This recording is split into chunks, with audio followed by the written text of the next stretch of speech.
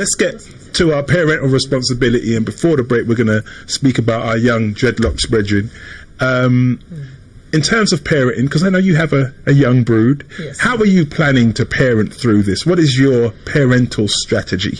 So myself and my husband Mark Simpson have to give thanks to him. Yes. I was thinking about Mark this week. I thought he should change his name to Shango. He needs a big name. It's a big brother. Obviously, give our greetings to Brother Mark, but like, he needs a big name, just one word. We need a big one name, black name. Go ahead. Yes, ma'am. Sorry. With Mark, myself, we especially when I found out I was going to have children, I sat down and I read Dr. Amos Wilson's book, Developmental Psychology of the Black Child. I loved that book. I read that book and I said, you know what, I'm going to raise my children how I want to raise them. So we made it conscious that we're going to start teaching them from in the womb. So we're going to engage them with the black community, so nobody can turn around and say, oh, this, that and that. So they engage, they come to the events that you put on at Nation Islam. They love coming there. Take them out into the community, teach them the history. Don't have to sit down and force them to read a book. We take them to the museum, we take them to presentations, they watch films. In our house, we monitor what they watch on the TV. So the TV does come off. They can't just go and turn on the TV and put what they want to watch. It doesn't work like that. So I combined my parenting skills from what I learnt from my own experiences and tweak it a little bit. So my mum was very strict growing up. My dad, I give thanks to my dad as well, Leroy Williams. He used to make us go to Ealing Road Library every Friday and get 5 books, and every day we had to read a book. And we did that consistently. So we was readers. So my children are surrounded by books. We encourage them to read. So people say, oh, but how come you don't let them have white dolls? I'm like, well, if they're black children, it has to reflect them. Who in their right mind asked you, how come you know, let them have white dolls? We've had that. White people like, why don't you have a black doll? We've had that. Name them and shame them. Who said to you? We've had your husband wasn't with you when they said that. No, he was, but you know, Mark gave them that straight face comment, and then that argument got finished one time. But we try and encourage our children to love themselves. So love their hair, love everything around them. They eat the food, they experience. We've taken them abroad to see how our parents grew up in Jamaica. And that's the most brilliant thing that you can do for your children. You surround them in blackness as well. They're already going to be surrounded by the global European structure. That's right. Yes. We're not teaching them to hate anybody. We're teaching them to love themselves, so that they wake up in the morning, they love what they look like. They go outside, they love themselves. So they don't have them hang-ups about, I've got my hair's afro and I don't like my hair. I want to do this to my... No. We don't have that. So we're trying to encourage them to be responsible young people from a young age. All right. It seems to be working very well for you. Yes. Excellent. All right. Let's move on. Miss Phoenix, please enlighten us as to my question of how I'm raising my children. You children. told us with the Henry Hoover. We had that. And the funny thing, actually, as you say that, I made a mistake once upon a time of making a joke like that, and then people think that you're parenting, which is like varied and has whatever. It's just all Henry Hoover, and when really it can't be, because if it was just that, you'd be raising Vlad the Impaler as opposed to. Do you know what I mean? They would have left home by now. Yeah. And they're still there. They're still there. So, okay, Cheryl Phoenix, how do you deal with your parenting? And I will ask you. Well, my children are adults now, so it's done. She asked you to answer the question, and then do you know, it was a combination of the same thing, like what Charmaine said. Obviously, I'm raising boys, and it's like slightly different in the fact that obviously a lot of parents, their number one thing is their children coming home with bleached skin or straight hair or pregnant. And with me, it was like, don't be the one to get a girl pregnant. Understand yourself. Don't be, utilizing your tools with every female that comes your way. Things like that as well. Respect yourself. Understand yourself. And my house was filled with pictures of Black history, the Black scientists. My children had TVs in their room, but no outdoor aerial. So the only thing they could watch was what I gave them: Boondocks, Malcolm X, Marcus Garvey, everything that you could get on DVD about Blackness was what they watched growing up. So even now, as adults, they actually don't watch TV. What they watch is online streaming, and they Google stuff like that. And I think only 2 years ago, I took down all the posters, all the Black history posters, because it's like, right, by now, you must have that in your mind. Yeah, you've got it. So, it was just making sure that in their home, everything look like them unapologetically. And when you're walking street and anyone, even training on how to deal with police, that was by the age of 8. I had to train my boys on, you're getting older now, you're going to be stopped and searched. It's not even a question of if, buts, or maybe. They will stop you. This is how you have to deal with them. This is what you have to say, and etc., because I don't want to bury my child. So, yeah. Okay. That was it. Trev? You have no children, but how was your being parented? and be very careful how you answer this question. Yeah, no pressure. You know what? There's a couple of things from what both sisters said, actually, in terms of one, and I've seen it with your children as well, in terms of what I remember for growing up. Was always being involved in the community, and even if I wasn't direct, you're a child, you're not directly involved, you're always in the midst of it, and I think it's a really good orientation, because as you get older, it's not an alien concept to work for black people. You know, like if you wait until a child's 18, 21, and can you come and volunteer for what? Like, how much money they got? Do you know what I mean?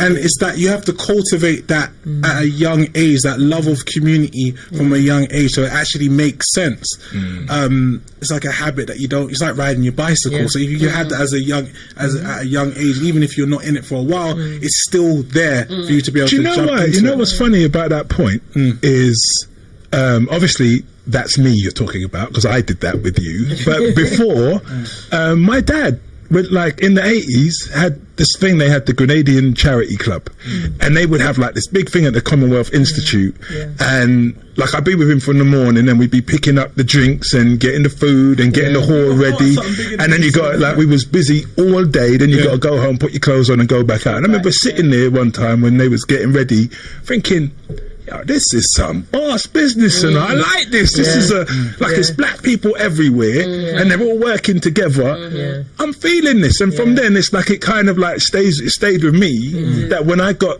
to the Nation of Islam and saw other black people working together, the first day I saw it, I was like, yeah, man, this other thing. This I want to stay here. We are working together then, because like my parents, like your dad, we did the same thing. Where we grew up, my mum ran we call it a youth club. They used to play, she still plays netball. My mum's in her 60s. Okay. They play netball, the men play football on the green, the kids are running around, they used to cook the food, they got little dominoes when they finished with their football every single week on a Wednesday, Thursday, Saturday and Sunday.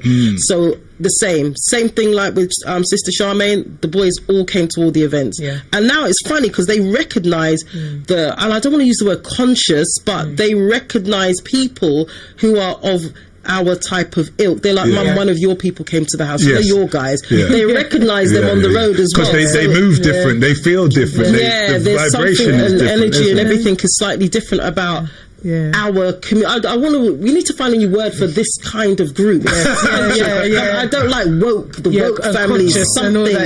Why do you not like woke and conscious? No, I don't. I like woke, but I don't like the conscious community. I think it's been like conscious now. It's just like, is it conscious or is it we're moving into unconsciousness where we're just talking about the same things? You get what I mean? I notice with white folks, they change the labels every few years to just keep you going, keep you on your toes. They never use the same label for 50 years. I think they always say maybe we need a new one. But I do get it. And even like my children, they're so excited. They're like, even today, it's coming out the house. Where you going, Mum? Can I come? And they're moist. They love the work that we do. Shamari has her own Blackie She Studies t-shirt, and she goes to anywhere she goes, she puts on the t-shirt, and I'm from blackieshestudies.com, and she's so proud about what she does, and she likes going to the events. And we encourage people to bring their children to our events, because when I was growing up, we used to go weddings and link with other little cousins and running up and down while the big people are dancing and drinking baby sham and all that kind of stuff. We used to do them things back in the day, but we don't have that no more, because how much weddings and christenings do we go to? So our young people don't get together as much as possible.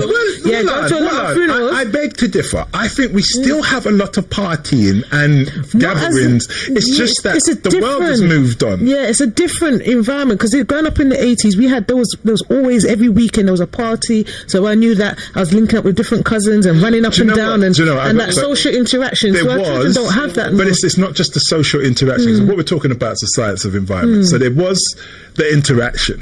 But if you remember, like you'd be running about, this is the 80s, I'm not saying we should do this now, but you can run about and play. And if you do something, you bruck something, you don't, but whatever, anybody in the place can drapes you up and and rebuke you. And cuff you. and chastise you in a way that will make you know, okay, now look. And it's not a case of it's anything private, it's loud, and everybody have to. We're a family. Yes, a family. So as a family, we had that. It was more of a community, but what we were dealing with was the end of our community. Does that make sense? So now when we have a gathering, you'll find brother and sister, you can't even discipline your own nephew, or do you know what I mean? Sometimes as a father, you can't discipline your own child without getting yourself in trouble. Yeah, it's true. And we've got to go back to that environment where our children can come together and play together, and then your children, my children, to come together, and it's a safe environment, and they get to know each other. But that only works when the parents. That's the thing. No, I know this because, like, when I was coming up, like, this brother here is the main parent I parented with is brother David. But when, like, I know him, and like, we may not agree on everything, but his sensibilities agree with mine. So when I just walk off and do whatever and leave my children, or vice versa, I'm not worried. Now I can't just leave my children with someone because they said they was conscious or black. Like, really? Like, there's a lot of you just don't know, and it's one of the things is the standards. Because everybody has an opinion. When I go out to help someone with homeschooling, and first thing I'm asking, okay, what is it you have planned for your child? What do you want for your child? Where are you trying to get them to? And the answer comes back like 9 out of 10 times. What, happiness. I just want them to be happy. And every time it's said, I'm like, okay, well, this is going to be some hard work here because I can't, like, I can't deal with happy. Just give them what they want. Literally. And sometimes with a child, that might be eating sweets out of their nappy.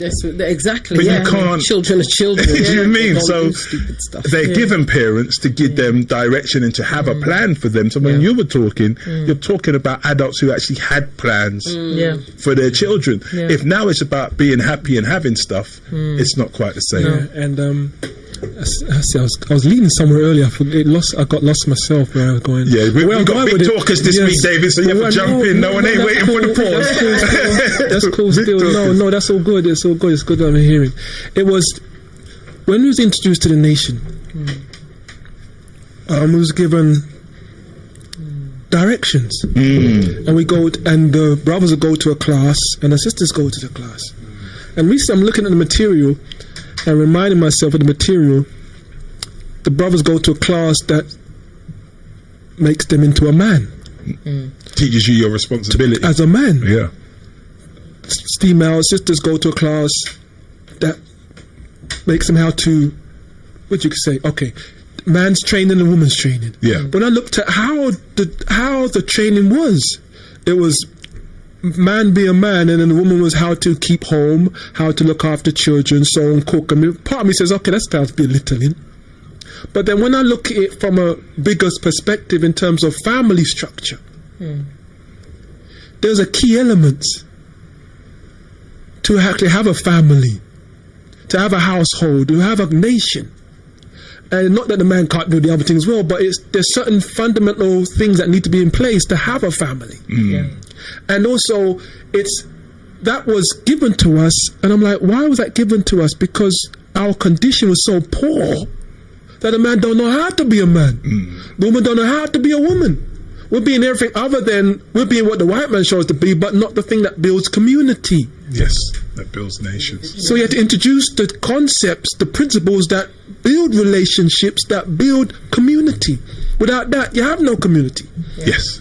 Which I'm guessing that we are dealing with right now. Yes. Okay. We have 5 minutes before we go for the ad break, and then we'll come back.